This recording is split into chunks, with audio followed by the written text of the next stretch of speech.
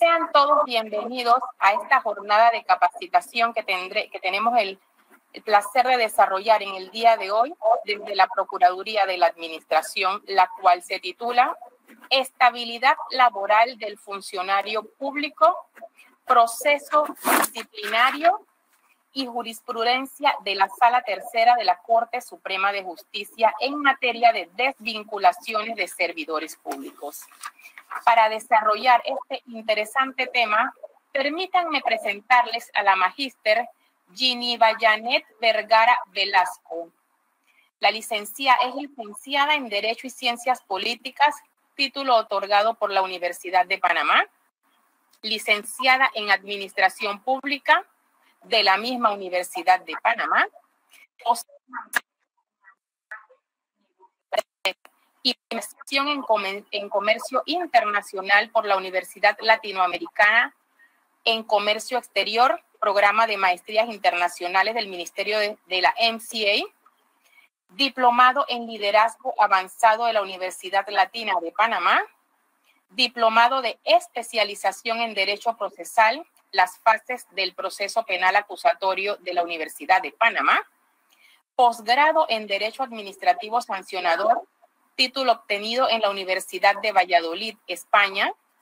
Posee igualmente posgrado en Docencia Superior de la Universidad Especializada de las Américas, posgrado en Comercio Internacional de la Universidad Latinoamericana en Comercio Exterior. Adicionalmente, posee cursos y diplomados en Derecho Administrativo. En cuanto a la experiencia laboral de la magíster Vergara, podemos mencionar que ha sido abogada litigante en práctica general del derecho, ha laborado en la Caja de Ahorros de la Ciudad de Panamá en la Dirección de Gerencia Jurídica como gerente de litigios, ha laborado igualmente en la Autoridad Nacional de los Servicios Públicos en el Departamento de Asesoría Legal como abogada. Desde mayo del 2011 hasta el 30 de diciembre de 2015, laboró en nuestra Procuraduría de la Administración en el Departamento de Procesos Judiciales, donde se desempeña nuevamente como abogada del departamento en la Secretaría de Procesos Judiciales de nuestra Procuraduría de la Administración hasta la fecha.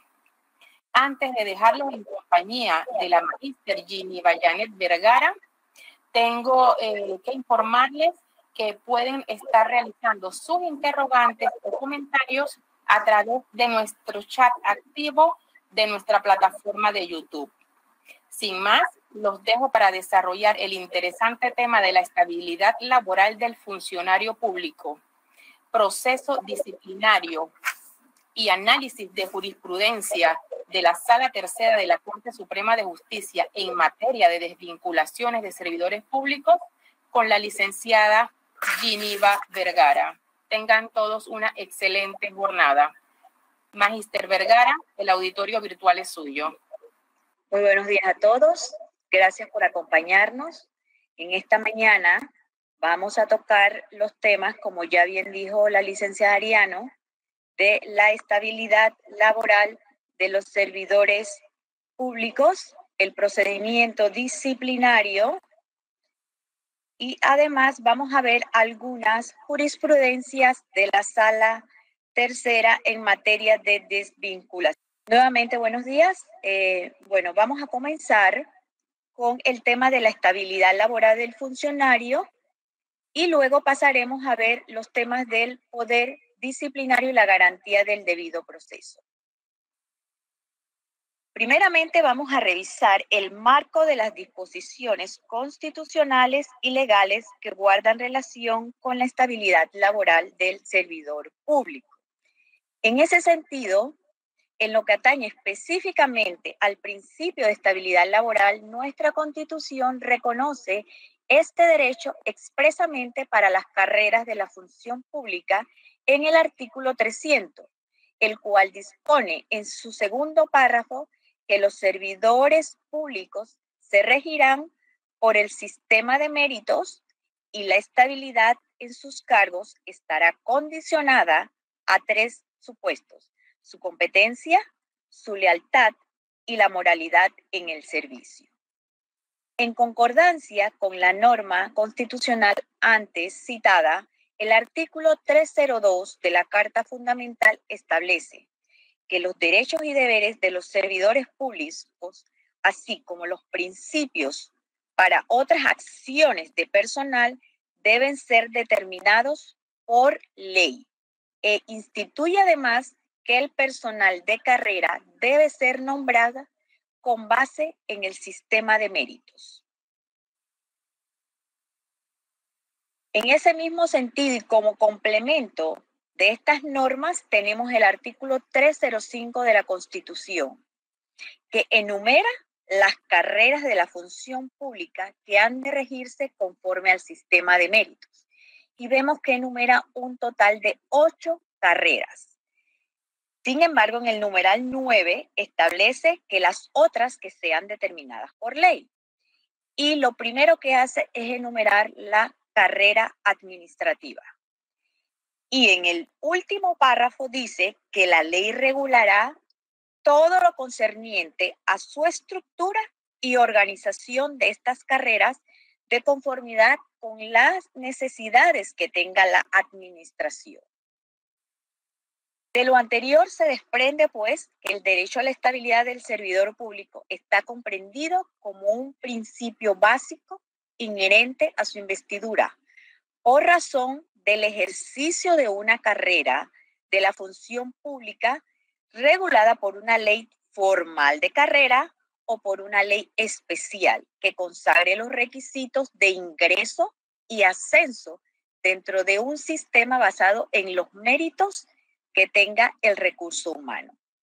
En esa misma línea de pensamiento, el pronunciamiento de la Corte Interamericana de Derechos Humanos ha sostenido que el principio general en materia laboral para los trabajadores públicos de carrera es la estabilidad, entendida esta como la certidumbre que debe existir al empleado, en el sentido de que mientras de su parte haya la observancia de las condiciones fijadas por la ley, en relación con el desempeño, este no debe ser removido.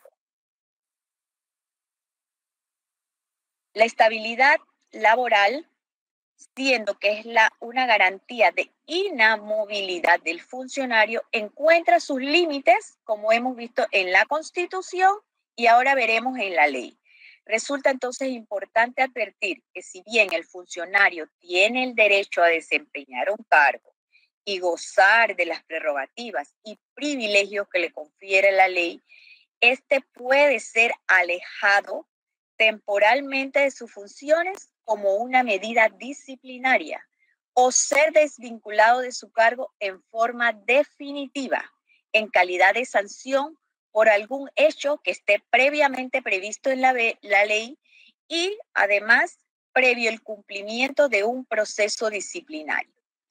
Cualquier empleado público amparado o no por algún régimen de carrera administrativa o por alguna disposición legal expresa que le conceda una garantía de inamovilidad de conformidad con algún valor de superior jerarquía protegido por la Constitución, como pudiera ser, por ejemplo, las personas que tienen algún grado de discapacidad o aquellas que tienen algún fuero, como por ejemplo el fuero de las enfermedades crónicas, puede ser sujeto también de medidas disciplinarias que pongan fin a su relación con la institución pública. Ahora bien, la ley que regula la estructura y organización de las carreras públicas en este sentido es la Ley 9 de 1994, conocida como la Ley de Carrera Administrativa. Y vamos a encontrar en su artículo 2 un glosario de términos. Específicamente en el numeral 45 encontraremos la definición de qué se considera servidor público de carrera y dice que son aquellos incorporados mediante un sistema de méritos a las carreras públicas mencionadas expresamente en la Constitución, las que vimos pues en el artículo 305, o creadas por ley o que se creen mediante ley a futuro. Se consideran servidores públicos de carrera administrativa los que han ingresado a la carrera administrativa según las normas de esta ley y que no pertenecen a ninguna otra carrera ni están expresamente excluidos de la carrera administrativa por la Constitución o por las leyes. Y se consideran servidores que no son de carrera los incluidos en las carreras públicas establecidas en la Constitución o creadas por ley, y en particular los excluidos de las carreras públicas por la Constitución. A estos los podemos denominar como de elección popular, de libre nombramiento y remoción, nombramientos regulados por la Constitución, de selección en periodo de prueba o eventuales. Vamos a revisar una sentencia de 2002 que guarda relación con la remoción discrecional de la autoridad nominadora. Y fíjense que anteriormente se utilizaba como precepto para emitir criterios jurisprudenciales el artículo 794 del Código Administrativo, que consagra la facultad ad nutum que tiene la autoridad nominadora. ¿Qué significa esto? Que es la facultad que tiene dicha autoridad de revocar el acto por voluntad de la administración. En virtud de esa revocatoria, resultaba inadmisible reconocerle la estabilidad a los funcionarios públicos y los beneficios que dicha estabilidad le creaba, ya que se establecía que los beneficios de la estabilidad debían estar consagrados a través de una ley formal y no solamente los reconocimientos que daban los reglamentos internos. Se hacía y se hace necesario que la estabilidad del funcionario esté amparado por una ley formal para que no se considere de libre nombramiento y remoción. Ahora bien, después de promulgada la Ley 9 vinieron las modificaciones a la misma. Y tenemos una modificación que fue hecha a través de la Ley 24 de 2007.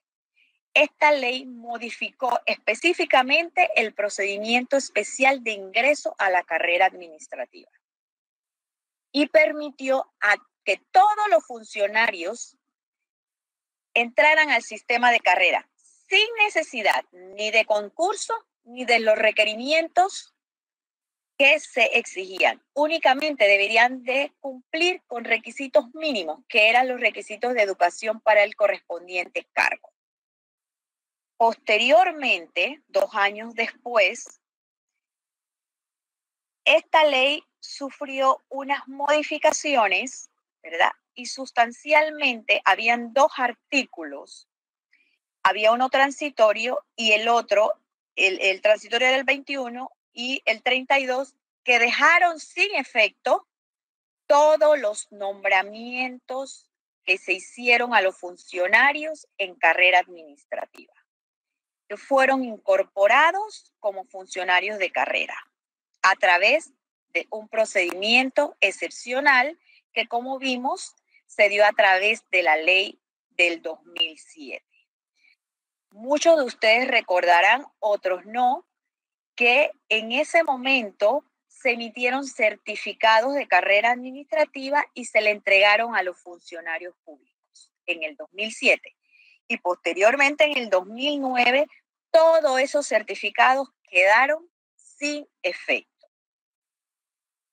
Estos certificados fueron utilizados por los funcionarios que fueron destituidos en aquel momento, en el 2009, como prueba ante la Corte de que habían sido acreditados a la carrera administrativa. Sin embargo, se ponía de fundamento que todos estos quedaron sin efectos con la Ley 9. Vamos a revisar ahora para que vean cómo ha ido evolucionando el tema de la estabilidad laboral. Vimos una sentencia del 2009, ¿verdad?, que se utilizaba como fundamento el artículo del Código Administrativo. Ahora, en esta sentencia del 2012, la Corte nos dice que todo servidor que ingrese a las diferentes dependencias del gobierno sin concurso de mérito o carrera administrativa son de libre nombramiento y remoción. En el caso que se está examinando, la autoridad ejerció la facultad que le confiere la Constitución, específicamente en el artículo 302, para destituir al funcionario, y la ley que le correspondía a ese funcionario en ese momento. Y entonces la Corte concluye diciéndole que el demandante no gozaba de estabilidad en su cargo, ya que no logró demostrar en el expediente que había ingresado al cargo por un concurso de mérito, que es lo que le otorgaría la estabilidad en el mismo, por lo cual se consideraba de libre nombramiento y remoción. Y al no estar su estabilidad sujeta a una ley de carrera o a una ley especial en relación con sus funciones públicas, era potestad discrecional de la autoridad nominadora el nombramiento y remoción de sus miembros. Ahora bien, vamos a revisar, como les dije al inicio, el marco de disposiciones. Ya vimos el marco de disposiciones constitucionales, ahora vamos a ver el marco de las disposiciones legales y comenzamos pues con la Ley 9 del 94. De ahí nos fuimos a las modificaciones que sufrió en el 2007, en el 2009, pero queremos traer a colación estas modificaciones que sufrió la ley en el 2013. Sobre todo porque estas leyes crearon ciertos precedentes jurisprudenciales y además de eso, aun cuando han sido derogadas posteriormente en el 2017,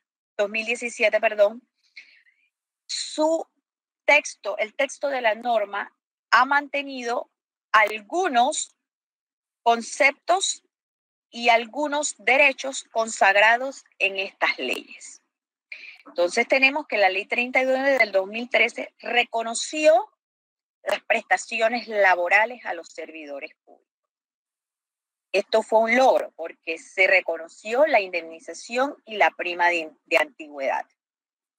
Y en sus artículos, el 1 decía que toda aquella persona nombrada permanente o eventual en los cargos en los órganos ejecutivos, legislativos, Contraloría de la República, Caja de Seguro Social, las instituciones descentralizadas, intermediarios financieros, que percibieran remuneración del Estado y fueran destituidas de su cargo de manera injustificada, tendrían derecho a recibir una prima de antigüedad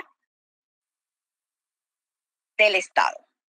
Y entonces venía y establecía la misma norma el cálculo de cómo se hacía para el pago de dicha prestación laboral.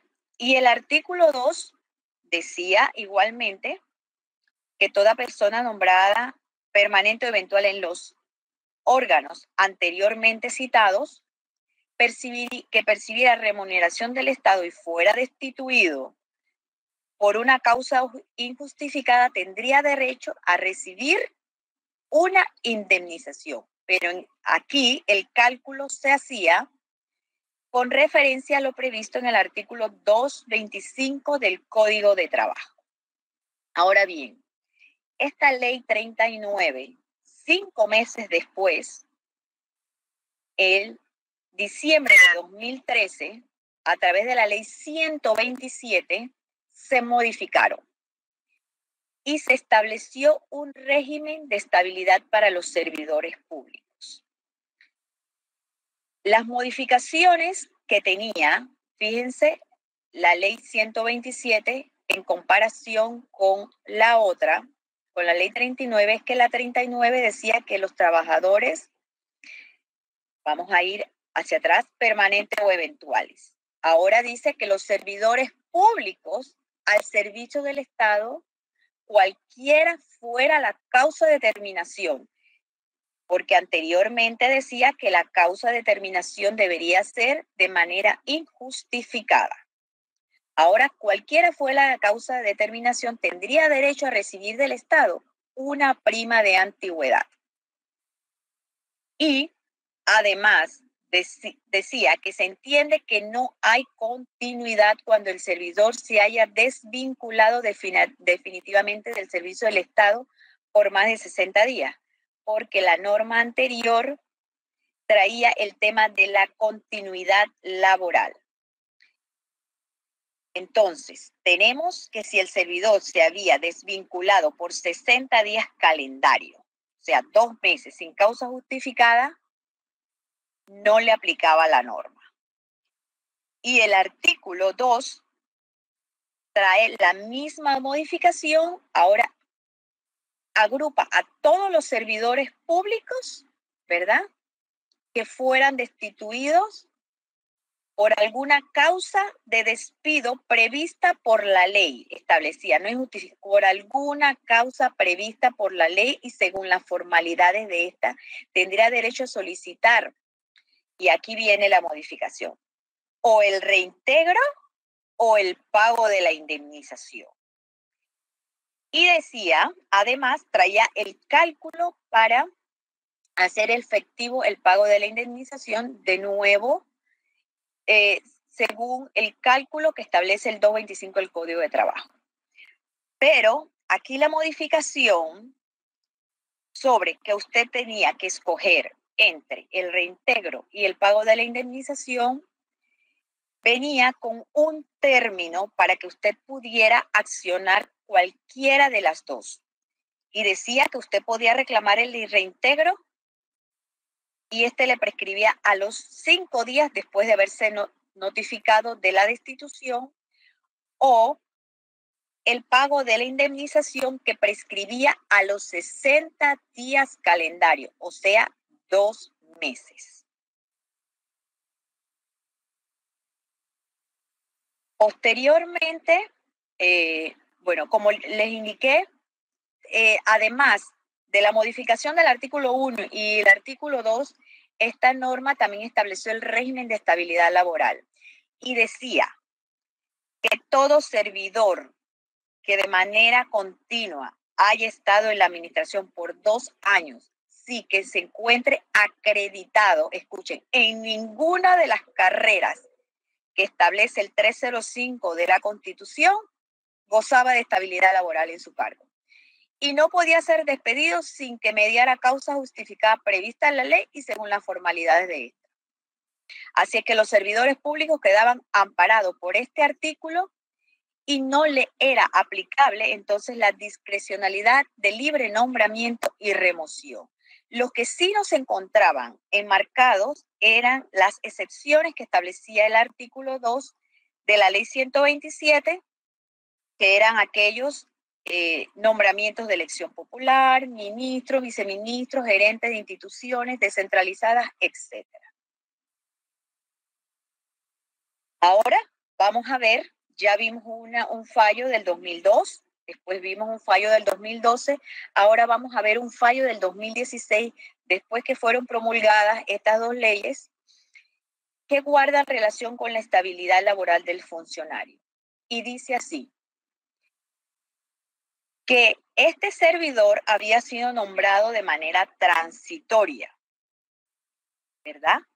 Pero el funcionario quedaba incluido dentro de lo previsto en la ley 127 por el solo hecho de que resultaba que ya tenía más de los 2 años dispuestos para obtener la estabilidad, de acuerdo con lo que establecía el artículo 1 de la ley 127. 2 años al servicio continuo, nombrado de forma eventual o permanente y no estaba dentro de ninguno de los funcionarios excluidos de los regímenes, por lo que gozaba de estabilidad y no podía ser destituido sino por causa justificada. Luego entonces, la situación que tenía el funcionario público, que era de libre nombramiento por el solo hecho de no haber entrado a ocupar un cargo por concurso de méritos, desapareció para aquellos funcionarios que cumplían con lo dispuesto en la Ley 127 de 2013.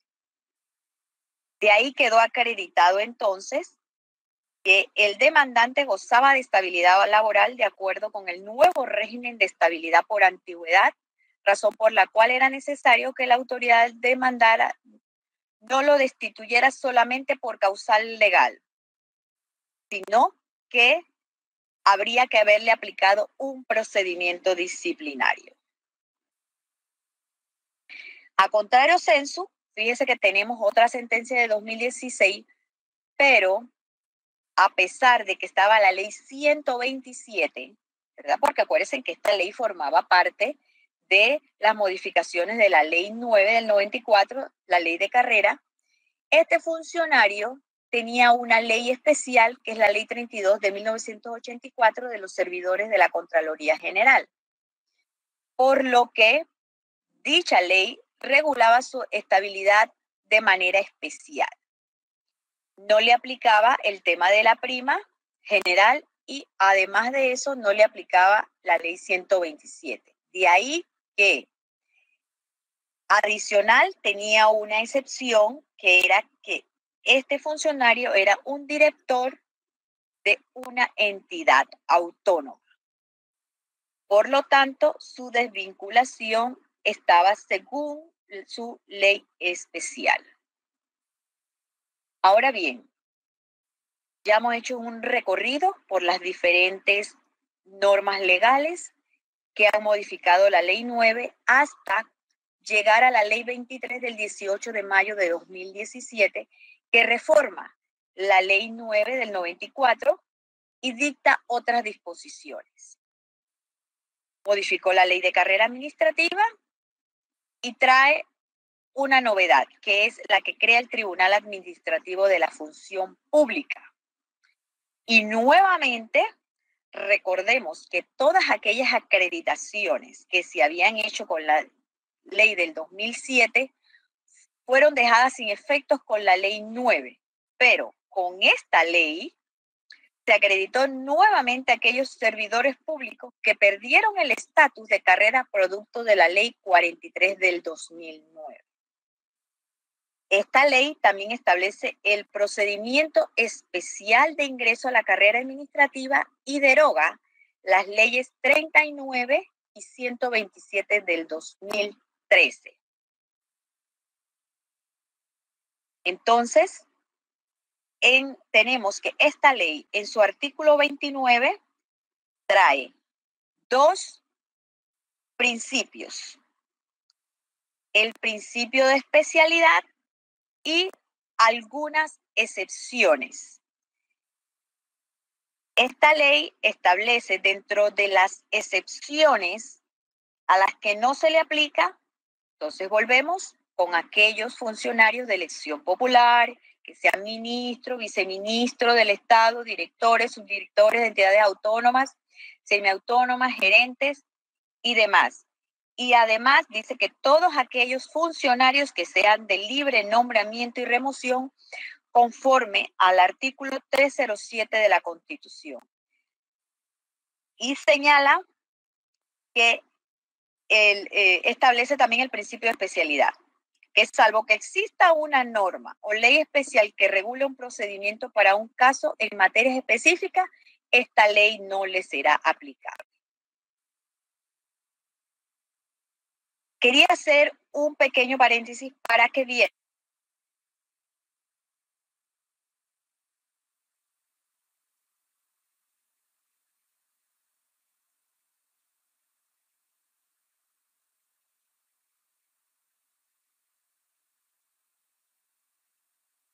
la ley 9 de 1994. Pero antes de entrar a ver estas variantes, a través del decreto ejecutivo 696 del 28 de diciembre de 2018 se adopta el nuevo texto único de la ley 9 que establece y regula la carrera administrativa. modificada por la Ley 23 del 2007.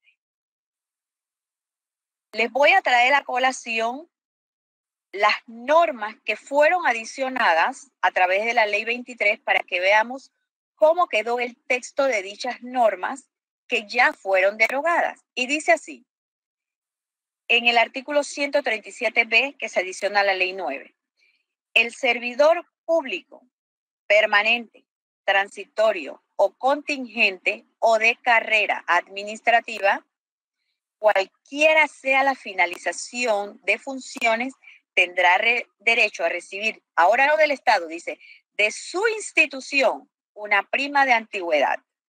Y viene a traer a colación cómo se hace el cálculo para tener derecho a dicha prima. Pero hay algo curioso con esta norma.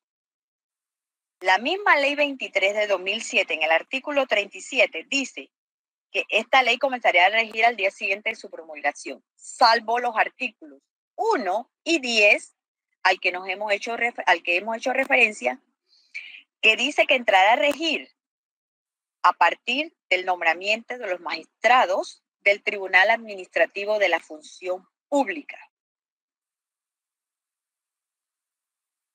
Adicionalmente, tenemos que esta ley adicionó el artículo 137C a la Ley 9 y establece cómo se deberá pagar la indemnización. Y dice que se le pagará a todos aquellos servidores públicos permanentes al servicio del Estado que sean destituidos de sus cargos. Podrán solicitar o el reintegro ante el Tribunal Administrativo de la Función Pública si consideran que no existe una causa justificada para la destitución, o también tendrán la opción de que en vez de reintegrarlo, de pagarles la indemnización. Ahora bien, esta norma en el artículo que sigue dice que para reclamar el reintegro, fíjense que la norma anteriormente, la que fue derogada, decía que usted tenía 5 días hábiles contados a partir de la notificación para reclamar el reintegro. Esta dice que tiene 8 días hábiles. Y la norma anterior decía que para reclamar la indemnización usted tenía 60 días calendarios, o sea, 2 meses. Esta dice que son 60 días hábiles, o sea, que son más de 2 meses. Y además de eso, podemos ver cómo en el artículo anterior, en el 11, se dice cómo será pagado, cómo se hace el cálculo para el pago de la indemnización.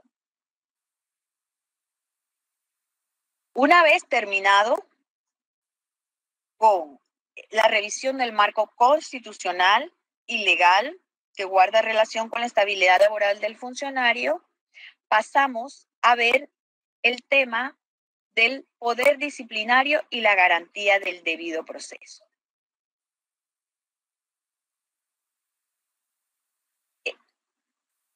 El poder disciplinario, según lo entiende Henry Capitán, dice que es la competencia del superior jerárquico o de los órganos representativos de los cuerpos administrativos para aplicar sanciones apropiadas a aquellas personas que, colocadas bajo su autoridad o control, han faltado a los deberes profesionales o han adoptado una actitud capaz de comprometer el buen nombre del cuerpo al que pertenece.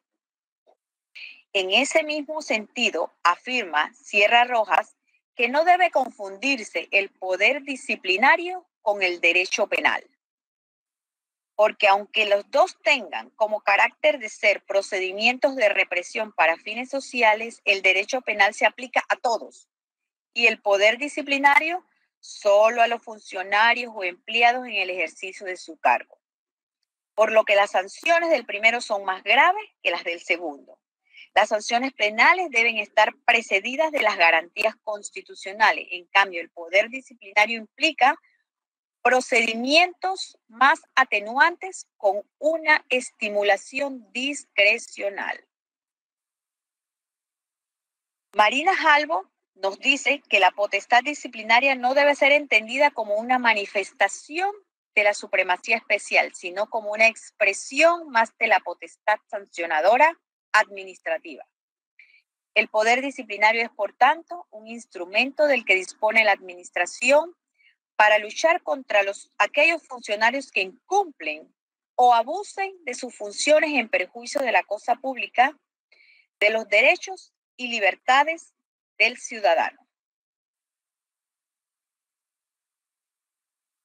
Los principios y garantías que son aplicables al proceso disciplinario emergen de lo dispuesto en los artículos 31 y 32 de la Constitución Política y el artículo 8 de la Convención Americana de los Derechos Humanos, que de acuerdo con estas disposiciones constitucionales y convencionales se denominan los procesos sancionadores o disciplinarios y dice que deben estar precedidos del debido trámite y por ende de ciertas garantías procesales en procura del derecho de defensa.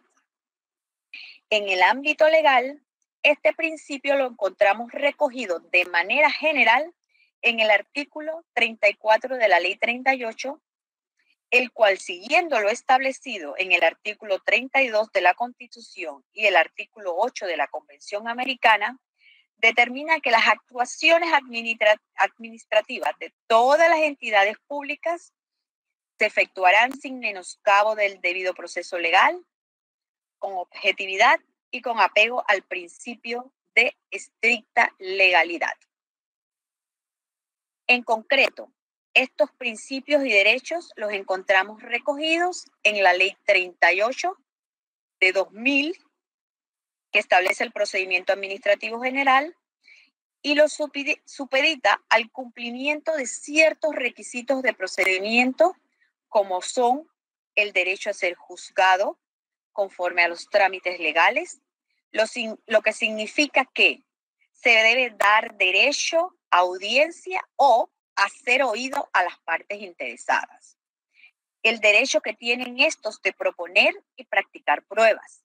El derecho que tiene el administrado de alegar y de recurrir. Y el derecho a no ser juzgado por más de una vez por la misma causa administrativa. Adicionado al principio del debido proceso, el derecho disciplinario también está comprendido con otros principios y derechos. Veamos.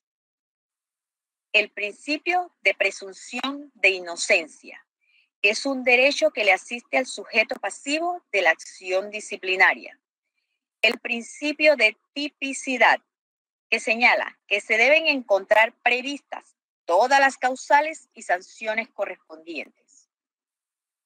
¿Dónde? En las leyes.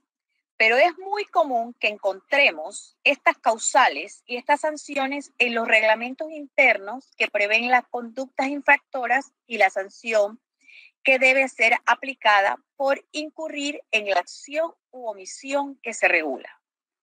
El principio de proporcionalidad, que indica que debe existir proporción entre la falta que comete el servidor y la sanción que le es aplicada por la autoridad. Y el principio de prescripción de la falta, por la prescripción, dice que la prescripción se extingue la posibilidad de aplicar la sanción por una infracción ocurrida debido al tiempo que transcurre. ¿Dónde encontramos el término de prescripción en la ley 9? Lo encontramos en el artículo 153, que señala que la persecución de las faltas administrativas prescribe a los 60 días de que el superior tenga conocimiento de la comisión de la falta. Ahora vamos a pasar a ver el procedimiento administrativo y la normativa aplicable. ¿En qué consiste el debido proceso administrativo? En materia administrativa, es decir, en la vía gubernativa, los funcionarios no tramitan realmente un procedimiento administrativo, sino más bien procedimientos administrativos de los cuales se derivan los actos administrativos. Estos actos podrán ser demandados entonces ante un juez imparcial y por tanto por medio de un verdadero proceso que es el judicial. ¿Dónde nosotros tenemos nuestro juez imparcial? Bueno, lo tenemos en la Sala Tercera de la Corte Suprema de Justicia. Hasta tanto esté conformado el Tribunal Administrativo de la Función Pública, que si revisan la norma, este tribunal se va a hacer cargo de las apelaciones que presenten los servidores públicos en contra de los actos emitidos por la autoridad nominadora. ¿En qué consiste el debido proceso administrativo? Con todo y ello, en los procedimientos administrativos, este principio de debida defensa tiene la connotación de ser una garantía a favor de las personas, generalmente en su condición de administrados, para que previamente a ser sancionados o obligados a realizar determinada prestación, sea escuchado y sobre todo cuente con una serie de actos o procedimientos destinados a permitirle conocer claramente los hechos que se le imputan y las disposiciones jurídicas que lo fundamentan, así como evacuar pruebas y presentar alegatos en sus descargos. Según el maestro alemán, de esta garantía derivan, además, los derechos a ser notificados, a hacerse parte, a tener acceso al expediente, a ser oído, a presentar pruebas y alegatos y a ser informado de los medios de defensa frente a la administración. A este derecho general se le considera también derecho para los derechos, ya que su ejercicio deriva de la eficacia de la defensa de los derechos sustanciales. El mismo está previsto, como ya lo hemos visto anteriormente, en la Constitución, en los instrumentos y tratados suscritos y ratificados por Panamá, como la Declaración Universal de los Derechos Humanos, la Declaración Americana de los Deberes y Derechos del Hombre y la Convención Americana sobre los Derechos Humanos.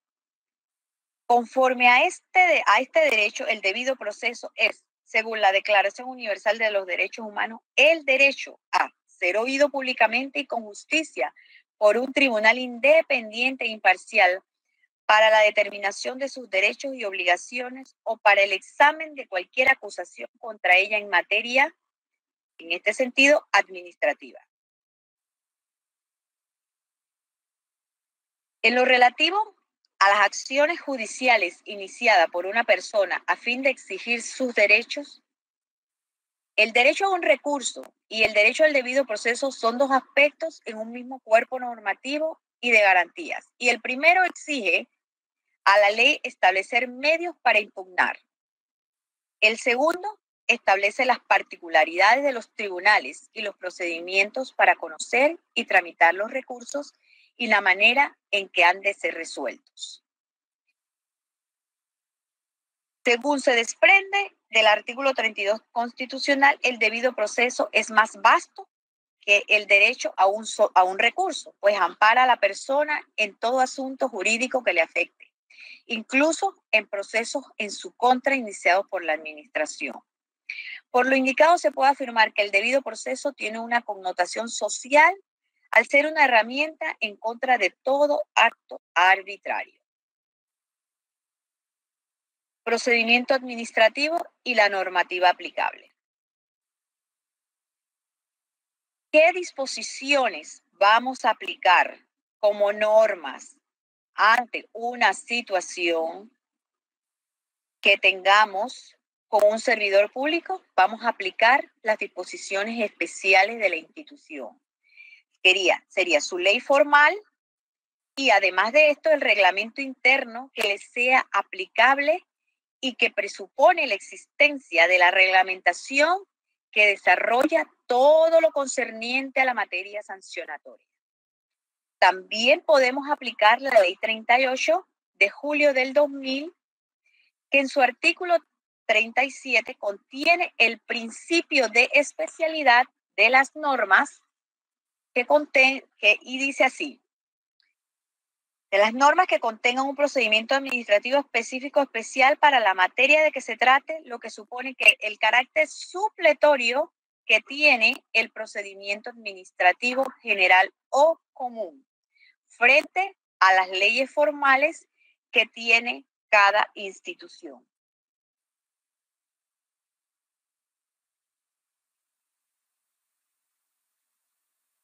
Procedimiento administrativo y leyes especiales. Ya vemos que tenemos un texto único y este texto único de carrera administrativa solo aplica de manera supletoria cuando se trate de un funcionario de carrera especial. Y dice así: la carrera administrativa es obligatoria para todas las dependencias del Estado y para los municipios no subsidiados, y se aplicará supletoriamente en las instituciones públicas que rijan por otras carreras públicas legalmente reguladas o por leyes especiales. Ahora vamos a ver el tema del procedimiento disciplinario per se. ¿Cómo se inicia? Esta fase de apertura se puede dar de dos maneras.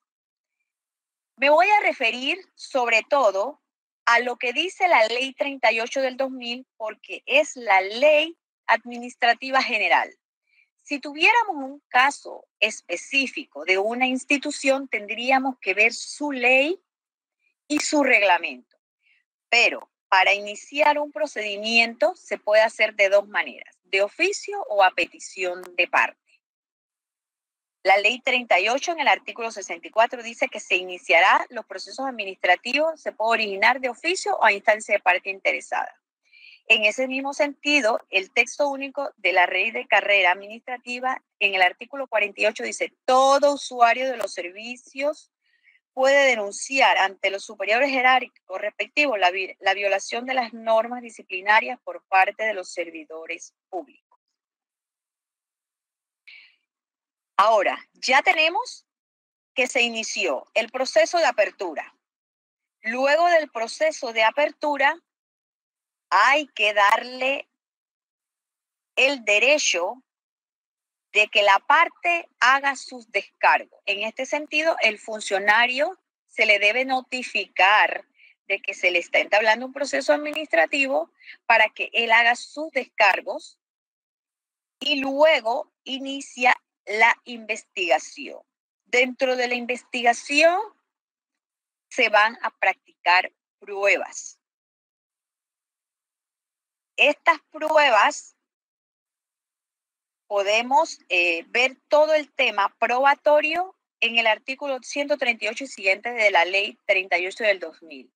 Luego de que se practiquen todas las pruebas, de que esté culminada la investigación, la entidad debe de emitir un informe con una recomendación de la sanción aplicable al funcionario. Luego que se aplique la sanción a través de un acto administrativo, entonces viene el tema de la interposición de los recursos. Porque si bien es cierto, el funcionario no va a estar de acuerdo en que se le aplique la sanción disciplinaria, que no todas las veces va a ser la destitución. Puede ser, por ejemplo, alguna sanción que tenga que ver con la suspensión por 3 días de labores sin derecho a sueldo. Esto es un ejemplo solamente. Entonces, él tiene derecho a presentar su recurso. Él agota primero su recurso de reconsideración ante el mismo funcionario que emitió el acto, para que lo modifique, puede ser que lo modifique, lo derogue, y luego, si la entidad que emitió el acto mantiene su decisión, entonces veremos si le cabe recurso de apelación y en ese sentido puede interponer su recurso de apelación. tendríamos que ver las normas, porque la ley 38 trae ambos recursos, pero tendríamos que ver en cada institución cómo se debe agotar la vía gubernativa. Una vez agotada la vía gubernativa en la forma prevista, entonces la persona que no esté de acuerdo con la decisión de la entidad puede entonces presentar su demanda ante la Sala Tercera de lo Contencioso Administrativo. Algunas consideraciones finales con respecto a el procedimiento disciplinario. No debemos combinar la facultad discrecional. En el acto administrativo no debemos de combinar la facultad discrecional que tiene la autoridad con el procedimiento administrativo.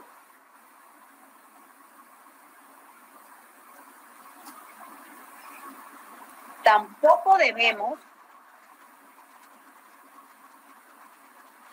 pensar que los fueros que puede tener un servidor público, como el tema de que tenga una discapacidad laboral o que esté protegido por alguna de las leyes que establece, por ejemplo, el tema de las enfermedades crónicas, tenemos que pensar que estos fueros son sinónimos de inamovilidad del servidor.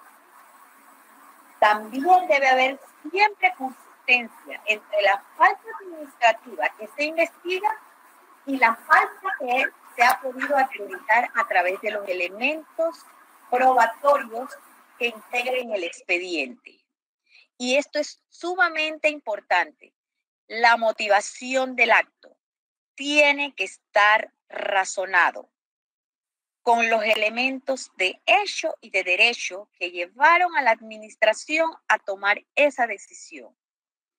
La autoridad nominadora es la que ostenta la facultad de destituir.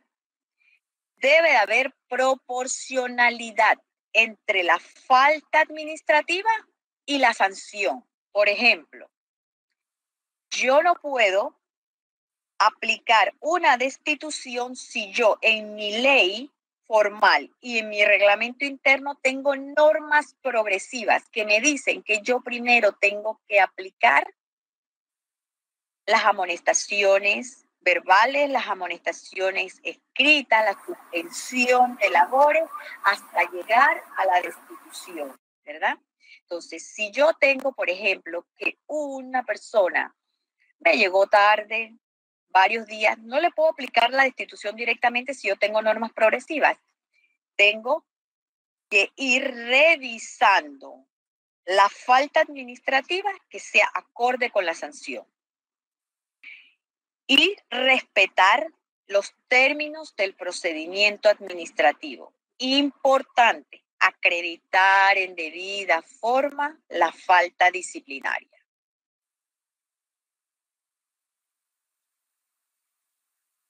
Ahora bien,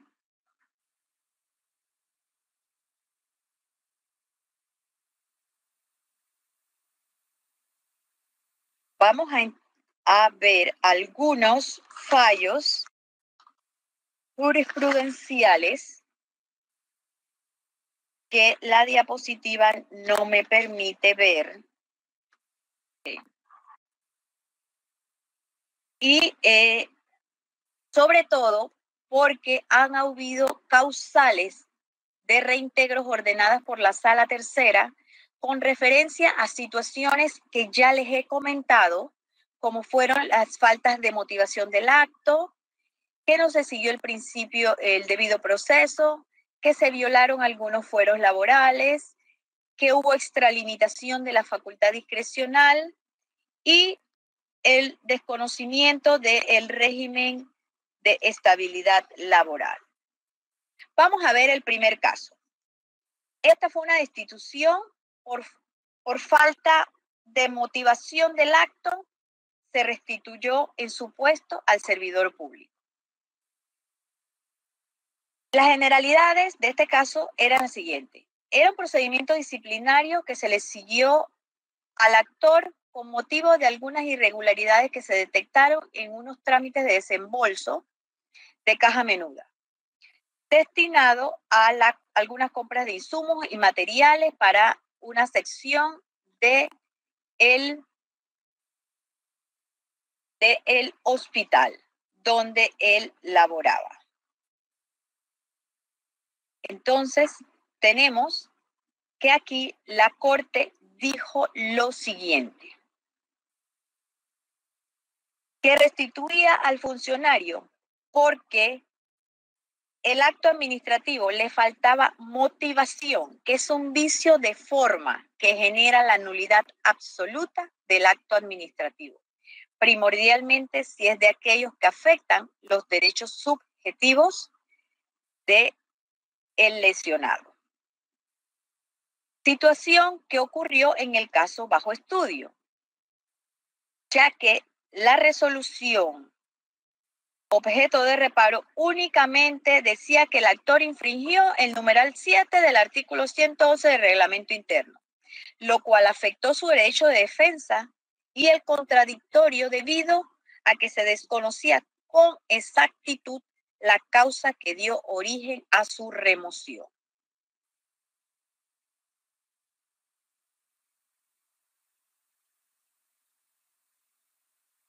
Tenemos el caso número 2, desvinculación también por falta de motivación del acto administrativo. Aquí también se restituyó al puesto al servidor público. La remoción sustentada fue en la facultad discrecional del ministerio, ¿verdad? Entonces la sala dijo lo siguiente.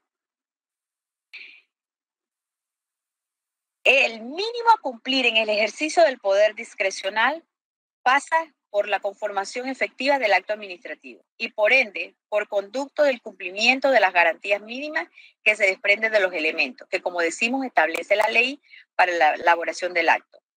En el asunto bajo análisis, la destitución acusada fue concebida con fundamento en la facultad discrecional de la autoridad nominadora. No menos cierto es que esta adolece de un elemento indispensable en la conformación del acto, como es la falta de motivación y explicación razonada de los hechos y fundamentos jurídicos que sustentan la decisión de la autoridad nominadora. En el caso 3, tenemos una sanción disciplinaria por causa distinta a la investigada. En este caso, a la funcionaria se le siguió una investigación disciplinaria originada por una queja presentada por un particular. Sin embargo, se le destituyó por una causa muy distinta a la que se investigó. Y entonces la Corte aquí dice que esta situación no le dio a la funcionaria la debida notificación de el cargo que se le estaba imputando. Por lo tanto, ella no tuvo la oportunidad de hacer su descargo en debida forma y no se hicieron las investigaciones pertinentes. Este hecho viola las garantías procesales de la servidora pública, por lo que la entidad no puede pretender sancionarla por otra causa que no es propia de la investigación que se le venía siguiendo. En el caso número 4, tenemos violación del debido proceso por prescripción del término de investigación. Al funcionario, en este caso, se le siguió una investigación disciplinaria originada por una denuncia. Sin embargo, no se le respetaron los términos de investigación. Y dice que la investigación efectuada por el Ministerio de Economía y Finanzas, que era su autoridad nominadora, se extendió después del 24 de noviembre de 2014 al 15 de enero de 2015.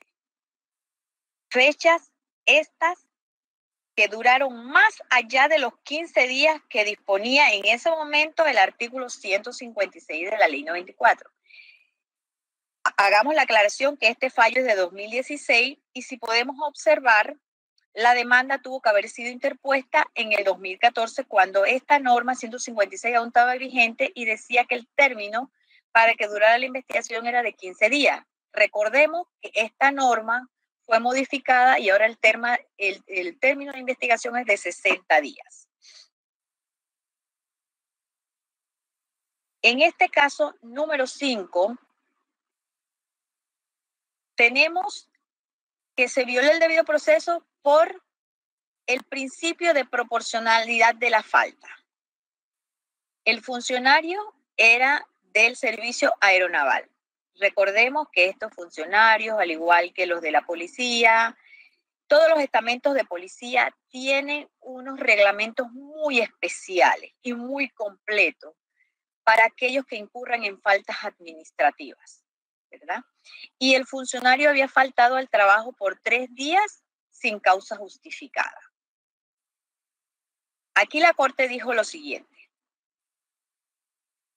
que las normas que consagran el principio de progresividad de la sanción, se concluye que la destitución solo puede ser aplicada en los procesos disciplinarios cuando el funcionario se le haya impuesto una pena de arresto no menor de 30 días ni mayor de 60 y se le haya aplicado la separación del cargo por 10 días anterior al lapso de 2 años en los que observara buena conducta, en atención a una resolución ejecutoriada y sea acreedor de una nueva sanción.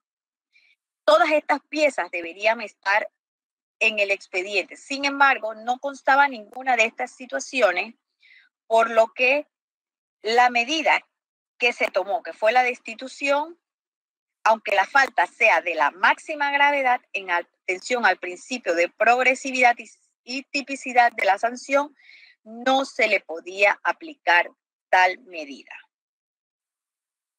En el caso número 6, es por violación al fuero laboral por régimen especial y discapacidad de menor. Aquí tenemos que este funcionario tiene una ley especial porque él pertenece al Ministerio de Desarrollo Agropecuario y es un profesional de las ciencias agrícolas. Fue desvinculado bajo la potestad discrecional, además de ser tutor de un niño discapacitado.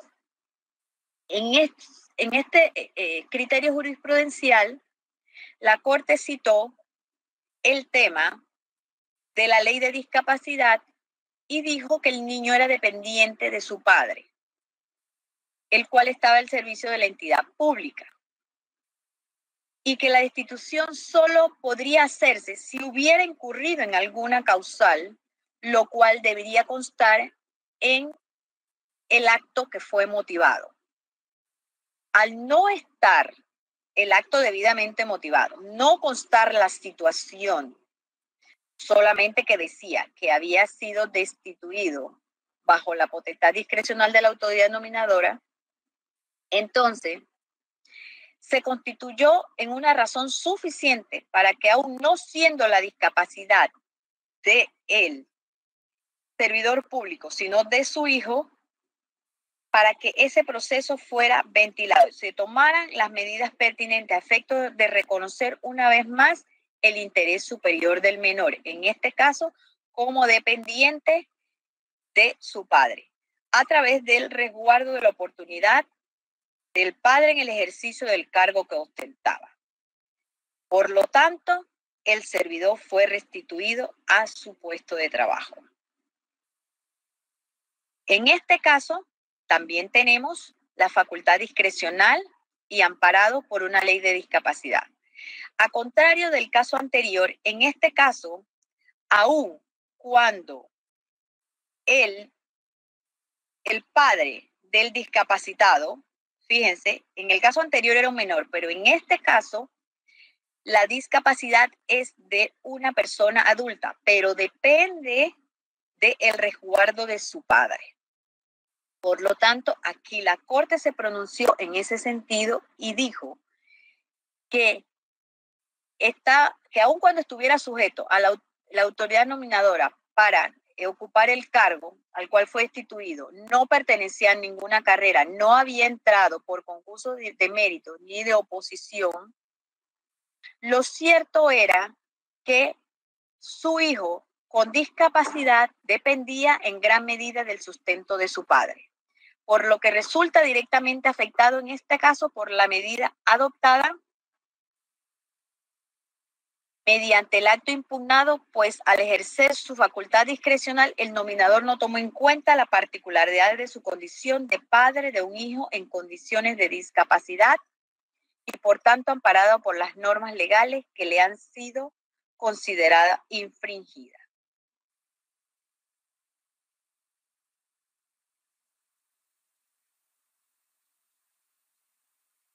Finalmente, tenemos el caso número 8, violación al fuero laboral por enfermedad crónica. En este caso, la funcionaria tiene una enfermedad crónica diagnosticada, diabetes mellitus, y fue desvinculada bajo la facultad discrecional del ente nominador.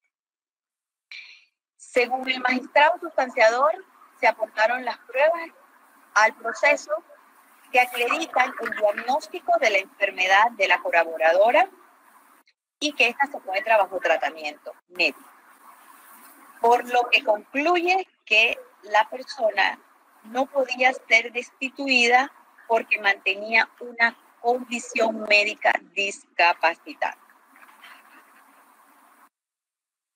Hemos finalizado pues con nuestra exposición. Creo que ahora vamos a pasar al periodo de preguntas y respuestas. Así es, licenciada Giniva. Damos entonces inicio al periodo de preguntas y respuestas, recordándole a nuestro público virtual que pueden hacerla a través del chat activo de YouTube. Tomando en consideración lo expuesto, licenciada, la primera pregunta que le realizo es, en cuanto a los principios y garantías del debido proceso, ¿cuál es el término para investigar una falta administrativa una vez la misma ha sido conocida? Una vez la misma ha sido conocida, como dijimos anteriormente, hay un término de 60 días que establece la ley 9 de 1994, el texto único, ¿verdad? Que trae las modificaciones, porque como le indiqué anteriormente, la norma, el artículo 156 lo que decía era que eran 15 días hábiles. Sin embargo, la norma ahora establece que son 60 días. No dice si son hábiles o calendarios, solo dice 60 días. Muy bien, tomando en consideración la pregunta anterior, continúo con la siguiente que establece qué acción puede interponer el funcionario destituido, este es en caso de una destitución, ¿verdad? Sí. Cuando se le exige el abandono del puesto sin que el recurso de que éste haya presentado haya sido resuelto. Sobre este tema de los recursos, ¿verdad? Hemos visto en la normativa, sobre todo en la ley 38, que dice que los recursos, el efecto que tienen es el efecto suspensivo del recurso. Sin embargo, una vez se destituye, ¿qué es lo que pasa comúnmente? Que se destituye a la persona, se le dice que abandone el puesto y la persona se retira de la administración. Habrá algunas administraciones, algunas autoridades que siguen las reglas y lo dejan hasta tanto resuelvan el recurso y lo resuelven en muy poco tiempo. Pero no, esto no es el común denominador de lo que pasa. Aun cuando la ley 38 dice que se debe sustanciar con el efecto suspensivo. Suspensivo. No me atrevería a decir nada más porque cada institución en su reglamento interno también establece algunas regulaciones sobre el tema de el efecto que tiene el recurso y algunas no establecen el efecto suspensivo, ¿verdad? Así es que yo preferiría que cada quien revise su normativa su ley que le aplica y su reglamento interno. Ok, muy bien. Entonces, podemos concluir que lo que se recomienda es que las instituciones cumplan con la normativa que se les aplica. Así es, Jenny. Muy bien. Así es. Licenciado Adilio Gobea realiza una pregunta mediante la cual esto establece qué se está haciendo para enfrentar los cambios dentro de la globalización actual para pasar de una práctica formalista a un giro argumentativo como instrumento moderno dentro del derecho administrativo. ¿Qué se está haciendo actualmente? Bueno, hay muchas novedades a nivel global sobre los procedimientos administrativos, sobre todo que en otros ámbitos, en Panamá eso no lo vemos, ¿verdad? Pero en otros ámbitos se aplican normas penales al procedimiento administrativo sancionatorio. Ahora, eso aquí no aplica.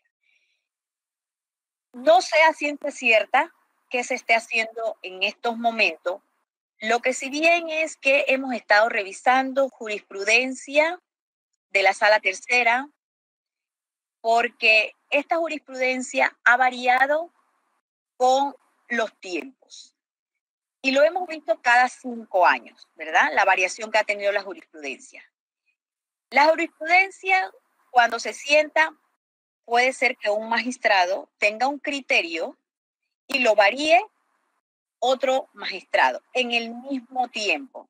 Así que lo que nosotros estamos haciendo en Procuraduría es revisar la jurisprudencia para ir adecuando nuestros criterios a estas situaciones. A nivel de la administración, tal vez la Dirección de Carrera Administrativa esté tomando algunas iniciativas y el órgano ejecutivo, el órgano legislativo estén tomando. Pero hasta el momento, el órgano judicial es el que ha tomado la batuta y ha hecho algunos cambios sustanciales en cuanto a los criterios. Y esto lo vimos a medida que fui avanzando en la exposición de lo que vimos en la sentencia de 2002, de ahí 2012, 2016 y así. En este año, créanme que ha variado muchísimo la jurisprudencia. Lástima que toda la jurisprudencia no se suba a la plataforma de la Corte. A nosotros nos llega pues por un tema de que hay que notificar al procurador de todas las resoluciones que emita la Corte, y sí ha variado muchísimo. Okay. Y va a seguir variando a raíz de las nuevas normas que se han sido incorporadas a la Ley 9. Muy bien. Muchas gracias, licenciada. Anabel Rodríguez, en cuanto a la nulidad del proceso, hace la siguiente pregunta.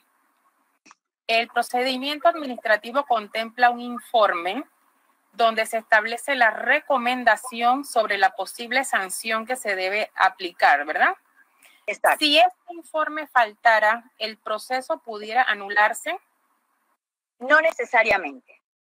Volvemos. Recuerden que este esquema que se diseñó, ¿verdad?, es en base a algunos lineamientos que han tomado algunas instituciones. Entonces los tomamos como ejemplo. Sin embargo, cada institución tiene que revisar su ley formal y su reglamento interno. Porque fíjense, por ejemplo, yo les cité el tema de los estamentos de policía. Ellos tienen unas regulaciones muy completas, donde además se hacen unos informes de antecedentes, se llevan unas juntas disciplinarias y una serie de situaciones. Habrá reglamentos internos que sí contienen el tema del informe de antecedentes, ¿verdad? No puedo hacer mención de esas instituciones por cuestiones obvias, pero sí lo tienen. Y en ese interín separan al funcionario del cargo hasta que esa investigación culmine. Pero no significa que si dentro del reglamento interno de su ley formal no establece el tema del informe, no significa que el acto ¿verdad? Todas las actuaciones, los procedimientos administrativos no se den en debida forma. Porque ese es un elemento que compone el procedimiento administrativo. Muy bien. Con relación al tema de la apertura de los procesos disciplinarios, Carmen Chu consulta que si en el caso de recibirse una denuncia anónima por la conducta de un servidor público, ¿cuál es el procedimiento a seguir para la acreditación de esa denuncia y aperturar un proceso disciplinario? Ok. ¿Cómo es una denuncia anónima? Ustedes saben que la mayoría de las instituciones del Estado, por no decir que todas, tienen una plataforma y se les abre un link que dice usted denuncie. Las personas en este link, ¿verdad? Suben fotos, dicen cosas. No obstante, la entidad tiene que acreditar que la situación que se denuncia sucedió. Entonces, ya le digo, volvemos al tema de los reglamentos. Entonces, habría que verificar la norma. Ya yo tengo la denuncia y entonces tengo que iniciar el procedimiento disciplinario. Tengo que correrle traslado al funcionario y decirle, se denunció. Como es anónima, él no va a saber quién lo denunció porque cualquiera que pase por la calle le puede tomar una foto, puede escribir a la página. Pero lo cierto es que, por ejemplo, solo a manera de ejemplo, puede ser que el funcionario tenga dentro de su reglamento interno prohibido estacionar el vehículo de la institución enfrente de un comercio, a menos que lo hayan enviado a hacer una diligencia, ¿verdad? Los carros de las instituciones, la mayoría tienen un GPS. Entonces, usted tiene que acreditar que en el momento X en que dice la persona que vio al funcionario, ese funcionario estaba en ese lugar. Entonces, esas cosas se investigan dentro del procedimiento administrativo. Pero ojo, hay que darle traslado al funcionario para que él emita su descargo. Correcto. Bien, aquí, licenciada, nos están pidiendo sus contactos para poder realizarle futuras consultas y se los facilitamos al final. Sí, cómo no. Nosotros estamos con ustedes, con los enlaces de cada institución. Siempre nos estamos comunicando. Para cualquier cosa estamos a la orden. Mi correo electrónico es gdegato.vergara, todo pegado, @procuraduría, en el medio, admon.gov.pa. Aquí se los acabo de anotar al chat. Te agradezco, Jenny. Tenemos otra pregunta importante también, esto que establece si la persona que se le va a desvincular tiene expediente que refleja condición médica, pero la misma no ha sido debidamente acreditada o actualizada, ¿se puede utilizar la facultad discrecional? Este es un tema, Geneva, y antes de que procedas a contestar, también el tema de que si la persona padece de una condición médica previa o no ha sido presentada a la Dirección de Recursos Humanos y puede también presentarla, su condición, argumentarla en el recurso de reconsideración o apelación una vez haya sido destituido también, ¿no? Ok.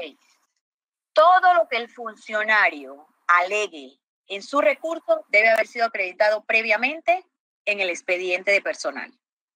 ¿Ya? Porque entonces la administración no ha tenido la oportunidad de revisar alguna situación que tenga el funcionario. Por lo tanto, se le recomienda a ese funcionario, que es el que tiene que estar al día, con acreditar su situación dentro del expediente. Y últimamente las instituciones del Estado han sido bien juiciosas en solicitar a los funcionarios no solo lo de ellos, sino además de sus familiares. Si tienen alguna discapacidad, alguna enfermedad, algún fuero. Pero lo cierto es que las personas son muy dadas a estar llevando, doctor, emítame una certificación que diga que yo soy hipertenso. Okay. Necesito que todos revisen las leyes de los fueros y las vigencias de esas normas y la ley de discapacidad, porque hay una normativa especial que dice que para que usted acredite cierta condición de discapacidad, Senadis le tiene que emitir una certificación y Senadis tiene un procedimiento especial para acreditar a las personas. Entonces, esa certificación que da Senadis debe de estar acreditada en el expediente de personal. Pero ya les digo, esto es un procedimiento especial que tiene Senadis. La persona tiene que desplazarse allá, preguntar y hacer todo el procedimiento, porque no todas las enfermedades crónicas, involutivas y degenerativas crean discapacidad. ¿Ya? Muy bien. La última pregunta que vamos a responder es, el licenciado Orlando Echeverría, voy a hacer una interpretación. Si estoy equivocada, entonces usted me corregirá, licenciado Echeverría. En el caso de que una funcionaria pública con discapacidad, con 8 años de servicio, que sí puede ser destituida aun cuando se le vence el contrato el 31 de diciembre del 2020. Debo entender en la pregunta que la persona ha trabajado los 8 años por contrato.